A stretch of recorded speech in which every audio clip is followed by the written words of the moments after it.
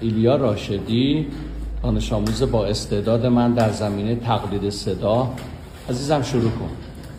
خب واسه پرنده بهشتی داریم.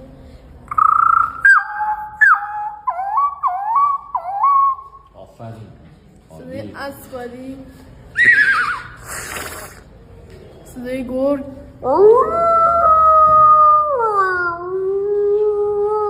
آفرین. صدای سگ، باریکلا. بعد صدای مار زنگیه،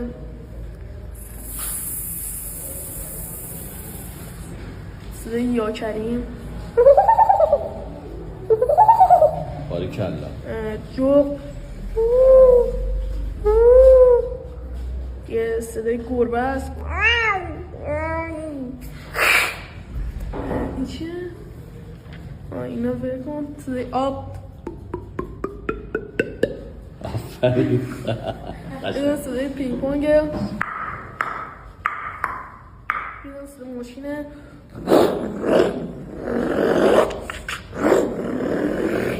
آفرین. یه صدای اردکه، دیگه صدای قورباغه است، یه صدای مثلا کلفت و انسانی من هست.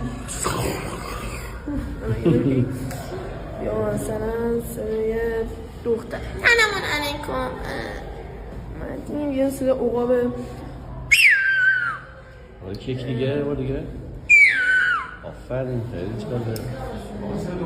یک کلفت مثلا بعد لاتی اینا. بعد صدای ببر نرفتم. آفرین.